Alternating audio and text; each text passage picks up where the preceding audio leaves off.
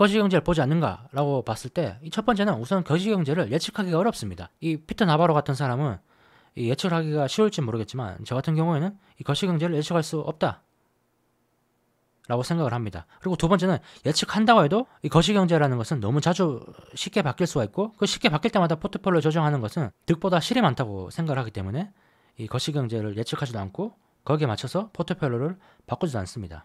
이 거시경제를 보고 투자를 하는 게 왜 어렵냐라고 봤을 때 저자가 얘기를 했었죠. 이미 거시경제를 보고 투자를 한다는 것은 거시경제의 변화에 따른 시장 참여자들의 움직임을 예측해서 거기에 맞춰서 투자를 하는 게 이 거시경제를 보고 투자를 하는 거다 라고 책에서 얘기를 했죠. 그 말인즉 우리는 거시경제를 예측하기 위해서 사람들의 심리를 파악을 해야 된다는 그런 의미가 되죠. 근데 문제는 심리라는 것이 파악하기가 너무 어렵다는 겁니다. 자연과학보다 사회과학이 어려운 이유는 사람들의 심리라는 요인이 들어가기 때문이겠죠. 사람들은 같은 요인을 보고도 어쩔 때는 공포에 휩싸였다가 어쩔 때는 탐욕에 휩싸이기도 하죠. 그래서 거시경제를 보고 투자를 하지 않는다 라는 의미인데요. 피터 린치도 전설로 떠나는 월가의 영웅에서 그런 얘기를 했습니다.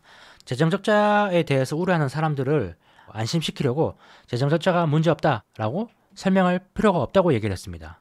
왜냐하면 재정적자가 문제가 되지 않는다는 거기에 대한 증거를 찾아낼 때쯤에 그 사람들은 재정 흑자를 걱정할 것이기 때문이라고 얘기를 했었죠. 사람들의 심리는 너무 갈대처럼 자주 바뀐다는 거죠. 휙휙. 그래서 그런 사람들의 심리를 예측해서 포트폴리오를 조정한다면은 이득보다 실이 많다라는 게 피터 린치의 말이죠. 그래서 종목에 집중해야 된다라는 게 피터 린치의 말이었습니다. 거시경제를 보고 사람들의 심리를 예측해서 엔비디아라든지 테슬라 주식을 샀다 팔았다면은 수익률이 어떨까요? 좋진 않겠죠. 자, 그러면 어떻게 해야 될까요? 앞에서 저는 거시경제는 모르기 때문에 예측을 하지 않는다. 모르기 때문에 거기에 맞춰서 투자를 하지 않는다라고 얘기를 드렸었죠. 그러면 아는 것에 집중을 해야 될 겁니다. 모르는 것 말고. 아는 것은 뭘까요? 거시경제의 반대, 미시경제, 즉 이 기업들이 하는 사업입니다. 사업. 뭔가가 이렇게 얘기를 했었죠. 미시경제는 우리가 하는 사업이고 거시경제는 우리가 받아들이는 변수다. 우리가 아는 것에 집중을 해야 되고 거시경제는 그저 변수로만 받아들여야 된다는 거죠. 이 변수가 우리가 하는 것의 본질, 이 사업에 어느 정도 영향을 미칠 것인가 라는 정도만 분석을 해야 된다는 겁니다.